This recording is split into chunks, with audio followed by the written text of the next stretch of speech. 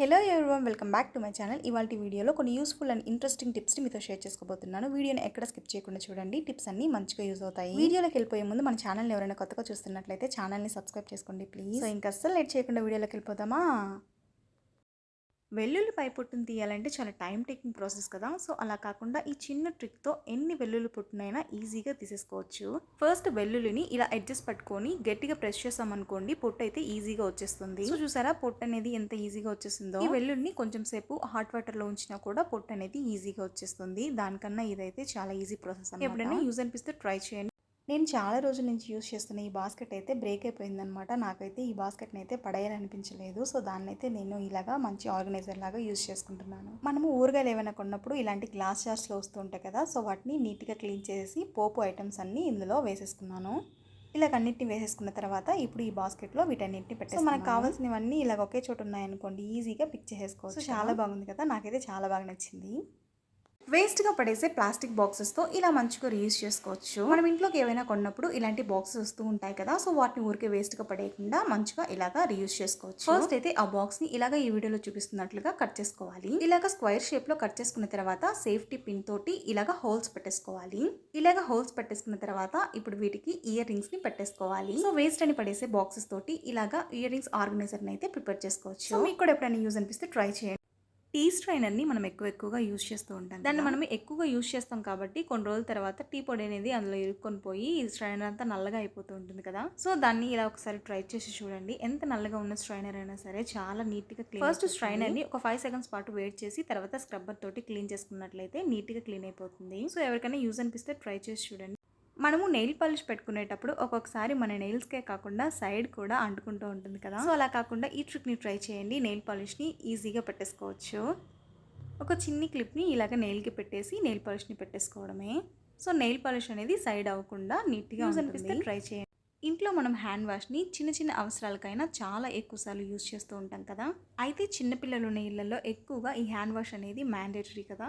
అయితే పిల్లలు ఎక్కువగా ఆడుతూ ఉంటారు కాబట్టి వాళ్ళకైతే దీంతో చాలా అవసరం ఉంటుంది. ఇక వాళ్ళు దీన్ని యూజ్ చేసినట్లయితే 1 మంత్ రావాల్సిన హ్యాండ్ వాష్ 15 డేస్కే అయిపోతూ ఉంటుంది కదా. సో వాళ్ళకి తెలియక ఎక్కువగా యూజ్ చేస్తూ ఉంటారు కదా. సో అలాంటప్పుడు ఇలాగా హ్యాండ్ వాష్కి రబ్బర్ బ్యాండ్ వేసామనుకోండి, హ్యాండ్ వాష్ అనేది ఎక్కువ రోజులు వస్తుంది. యూజ్ అనిపిస్తే ట్రై చేయండి. ఇక అస్సలు పనికిరాదు అని పడేసే ప్లాస్టిక్ బాక్స్తో కూడా చాలా మంచి ఆర్గనైజర్ని మనమైతే తయారు చేసుకోవచ్చు. ఫస్ట్ అయితే బాక్స్కి ఇలా చిన్నగా స్క్వేర్ షేప్స్లో కట్ చేసుకోవాలి. మీకు ఎన్ని కావాలో అన్ని ఈ వీడియోలో చూపిస్తున్నట్లుగా ఇలాగా ఈ షేప్లో కట్ చేసుకోవాలి. ఇలా నీట్గా కట్ చేసుకున్న తర్వాత box back side double plaster తోటి స్టిక్ చేసేసుకోవాలి. అంతే, మనకైతే మంచి ఆర్గనైజర్ అయితే రెడీ అయిపోతుంది. ఇప్పుడు దీన్ని మనము వాష్రూమ్లో బ్రషెస్ని ఆర్గనైజ్ చేసుకునే దానికి యూజ్ అనిపిస్తేనే ట్రై చేయాలి.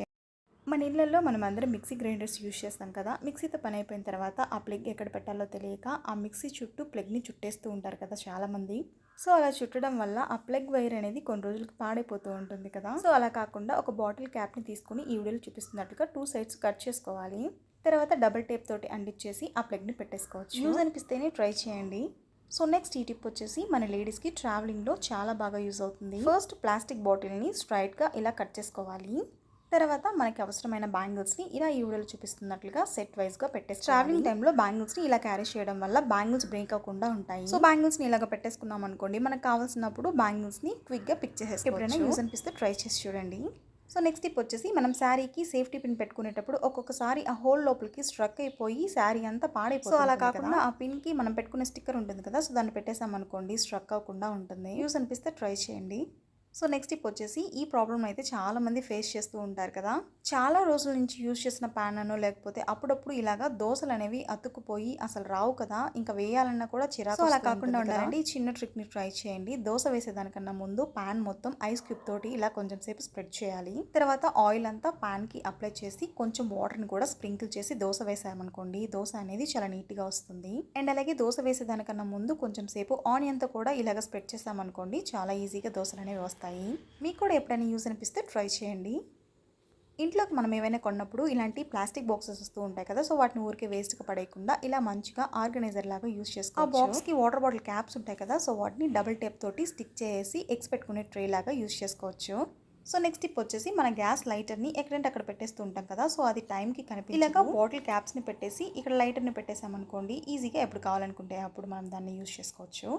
చాలామంది బ్రష్ చేసేసిన తర్వాత దాన్ని సింక్ దగ్గర పెట్టేస్తూ ఉంటారు కదా.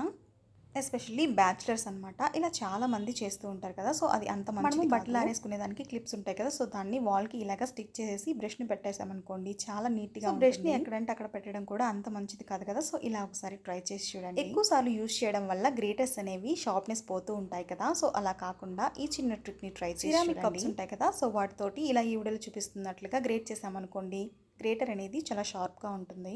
ఈ టిప్ కూడా ఎప్పుడైనా యూజ్ అనిపిస్తే ట్రై చేసి చూడండి. So finally this is the video. I hope ఈ టిప్స్ అన్ని మీకు నచ్చాయని అనుకుంటున్నాను. మీకు కనుక ఈ వీడియో నచ్చినట్లయితే ఒక లైక్ చేయండి అండ్ అలాగే ఎవరికైనా యూజ్ అవుతుంది అనుకున్న వాళ్ళకి కంపల్సరీగా షేర్ చేయండి. సో ఫైనల్గా వీడియో నచ్చినట్లయితే ఛానల్ని సబ్స్క్రైబ్ చేసుకోవడం మాత్రం మర్చిపోకండి. వీడియోని లాస్ట్ వరకు చూసిన ప్రతి ఒక్కరికి థ్యాంక్ యూ సో మచ్.